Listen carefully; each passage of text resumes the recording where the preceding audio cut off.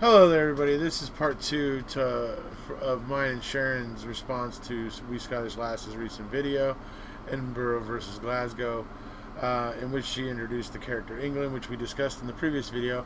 Now in this video, we're going to discuss some more of the issues of Edinburgh and Glasgow. And some of the, and these two ladies obviously have, some really funny things to say. And obviously, We Scottish Lass is from Livingston, and you're going to see us address that at the very beginning here. And so, well, you'll see. We have maybe a question or two regarding Livingston and its proximity or not to Edinburgh. So anyways, you'll see here now. So let me go ahead and get on to it, and I'll come on back here at the end. Now we'll turn it back to a little more fun topic of how much of a distinction is it really? Yeah. That We Scottish Lass is saying she's from Livingston and not from Edinburgh. I mean, your thoughts on that? How much of a distinction is that? Well, I would say it's probably the same as people from Paisley saying that they're not from Glasgow. When you're right in the border, you're right in the border. It's like, your neighbour could be from Edinburgh and you're from Livingston, and there's like a wall between you. So, and an interesting note, Livingston actually has the Edinburgh postcode. Edinburgh postal code, you say? Yeah, like zip code in America, don't they call it zip code? So it's actually an E. Yeah, we call it a zip number. code, but postal code, yes. Yeah, we call it that too. We call it both. Mm-hmm. So it's actually got the E, so that shows that it's, within the arms of Edinburgh. Just like there's a place called East Kilbride, which is quite far from Glasgow, but it's got the G, because it's in the arms of, so, yep, so it's not that far away as she would maybe like us to think. All right, well, I have the maps up for everybody looking at it right now, so you guys can see that that clearly Livingston is, was it about 30 miles, right? From and then about 15 miles about from Edinburgh, right? Livingston. Yeah. Now, so it's like 20 just so it turns out that the drive times, and there must be a heck of a lot of traffic around Edinburgh, because it seems like the drive times are the same. Even though... Yeah. Well, the roads are bad. Yeah, the roads are bad. The roads are bad over in Edinburgh? Yeah. Oh, well. And the drivers, this road rage and the drivers is terrible. I don't know if I said that the last time, but whenever we've driven through there, it's like, if you hesitate for like a silly wee second, if you're not sure of the roads, and it's all, I mean, even we last said that, that if you don't know where you are, Google Maps is like no use for trying to navigate, So it's like if you're not used to that road, and it's like 2 seconds of delay, and it's like they're tooting at you and shouting out the window, and I mean they don't have a knife, but they're like shouting out the window. They don't have a knife. They're waving tartan at you. Yeah, they're shouting at you out the window, and it's like, God's sake, just go back to Glasgow, and you just go back to Glasgow, So yeah, so they're quite tetchy with the, Because I will say, not patient. In this clip I'm about to show, we can see that although We Scottish Lass is clearly taking a little bit of the, kind of going a little bit after Glasgow, going a little bit after Edinburgh in this next clip. It's clearly Edinburgh. She starts out with, you don't want to walk up to an ATM machine, we would call it here in America. She called it something else. She calls it something, cash line or something. Cash machine or whatever it is. Yeah. Anyways, don't walk up to that if you have a homeless person or a vagrant or somebody there. It might be from Glasgow. That's because and that's just it, because you never know what they may do. Now she's in Edinburgh. She's clearly stated she's in Edinburgh. And then she says that the person that will jump up in Edinburgh to stab you will be a Glaswegian. So, I mean, it clearly shows me that she has a little bit of more of an affection for Edinburgh. Also tells and so that is what I think I initially picked up on. Yep. So, Yep. Also, beware of taking cash out of a cash line machine too close to somebody who's sitting on the street begging, because you never know. They might be from Glasgow. They might jump up. They might stab you to death and take your money. I'm joking. Glasgow isn't that bad. But it also tells me something as well. If a Glaswegian comes to Edinburgh, they've got nowhere to stay. They've got nobody opening the door, letting them in. You know, It's like poor wee Glaswegians lying there. Whereas in Glasgow, we're the friendliest city. We're like, come on in. We'll give you somewhere to stay. Even if it's in the town hall, then you go, you know. So, yeah, so shame on them for leaving the wee Glaswegian lying out in the street. Hey, they were afraid of the knife, you know. What are you going to say? That's what it is. Yeah. Maybe that's why, I don't know. How many Glaswegian representatives does Scotland have right now? Maybe that's why they got locked out. No, anyways. Well, we've got 6. We've actually got 6. 6 Glaswegian. Yeah, Edinburgh's got 4. Yeah, Edinburgh's got 4. I'm sure that's going to be in her next video. Anyways. But it's out of the whole country, and it's 59 in the whole country. Oh, 6 out of 59. MPs. Okay. Yeah, well, yeah. So I mean, for the whole, there's loads. That's like loads of constituents. I mean, the SNP party that I mentioned, the one that got, the law thing passed, that it was illegal. They actually had like loads more. They're the ones that have got the 6. So I actually tell a lie. I've just corrected myself because I always forget about them. There actually is 8 seats in Scotland, but 2 of the parties are ones that I don't really care for, so I forget about them. So when I say it's actually 8, yeah, because there's a Conservative and a Lib Dem as well for Glasgow. So there's actually 8 MPs for Westminster. But it's all complicated because it doesn't work like that when they're down there. It's like to do with seats and all sorts of different complicated. I won't bore you with the details. Yeah, well, Yeah. All right, so there's a considerable number, It's but twice not, as much as Edinburgh. Like I said, if you had 59 Glaswegians along with their entire retinues being Glaswegian, there you go. That's how you put the fear into them. Yep. But like I said, then they just don't show up. So, but they got to show up for the 5 minutes to get their paycheck. That's where the rub is. You're gonna have to exploit that. They're all gonna want to get there for that 5 minutes to collect their paycheck. That's where the key is. That's gonna be the key to this plan right there. So, anyway. But one thing I should say is that the party that I was mentioning there, they actually have 35 seats out of that 59. The party that wants independence has 35 seats. So it's like that's but actually in the I think it was the 2015 election, we had 56 seats. The SNP got 56 seats after the independence referendum. Everyone was like, right, got no, but we're voting for them. We want, fire in. Right. So 56 seats for one party is pretty. You guys do get your independence because it doesn't seem like England really gives a crap or really is wanting to look out for your guys' best interests. It seems like Englandshire is just worried about Englandshire. That's what I call it. Not in a derogatory way. But I've got a suspicion actually. I think that the wee Scottish lass actually loves Glasgow. I think she does. I think she loves everybody. I think she loves everybody in Scotland. I do. You guys call it taking the piss? Yeah, taking the piss. So that's why I love her videos. I love her sense of humour. I just giggle as well. I laugh. And that's why I message you and I say, have you seen what she said? Have you seen what she said? Yeah.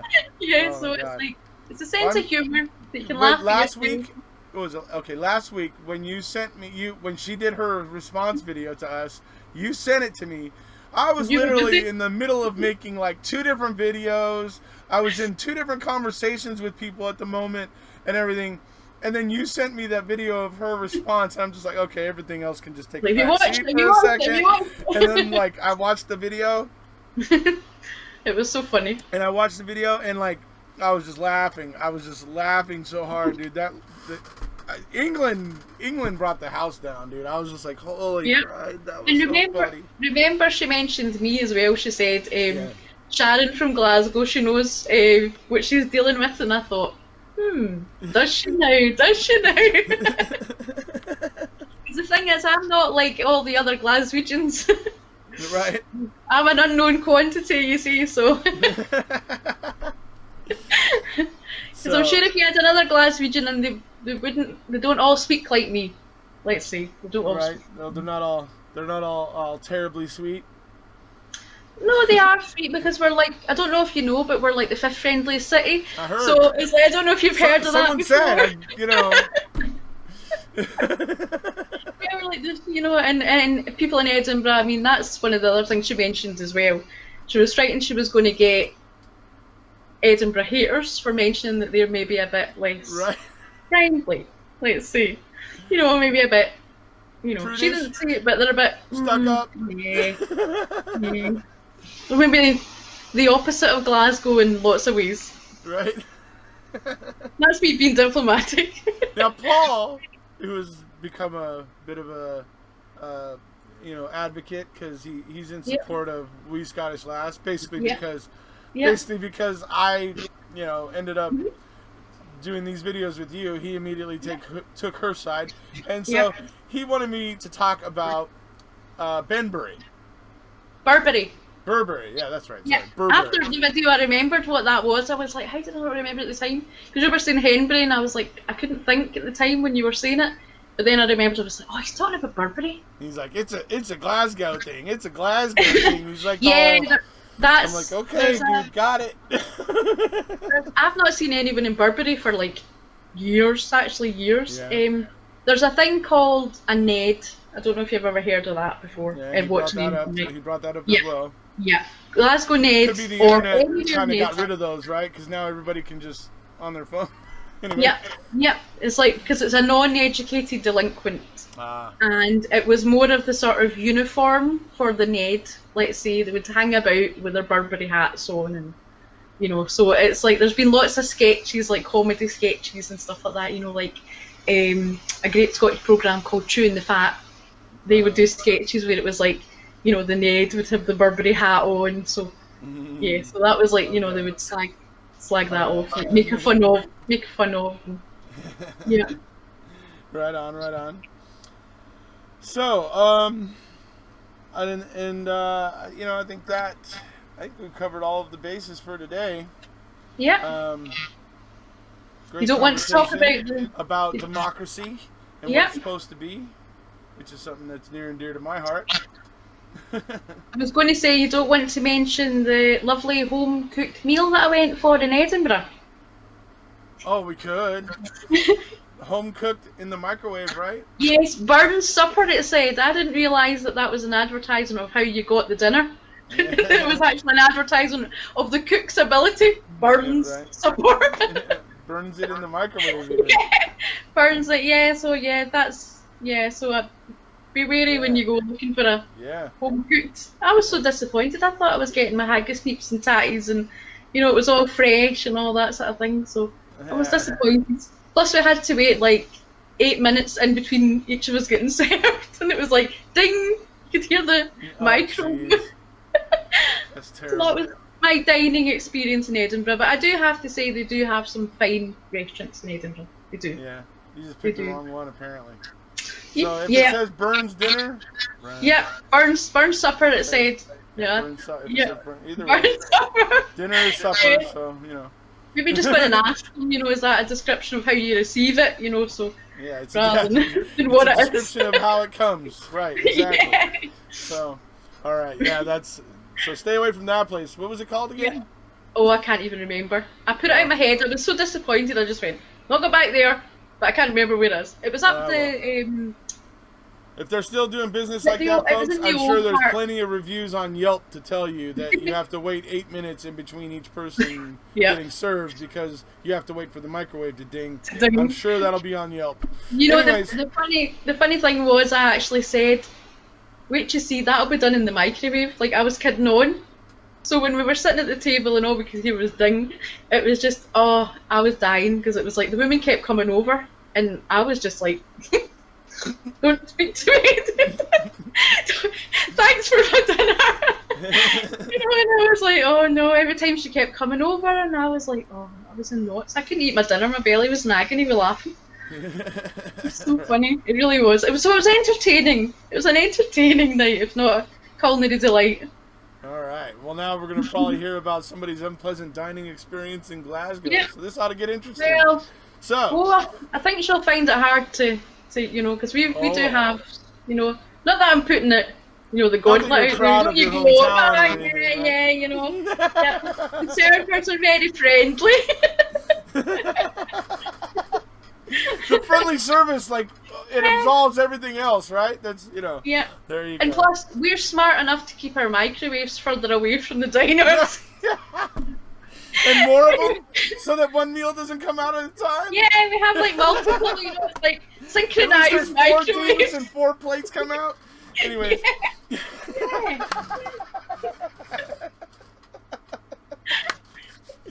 All right, We're folks. savvy, we're savvy.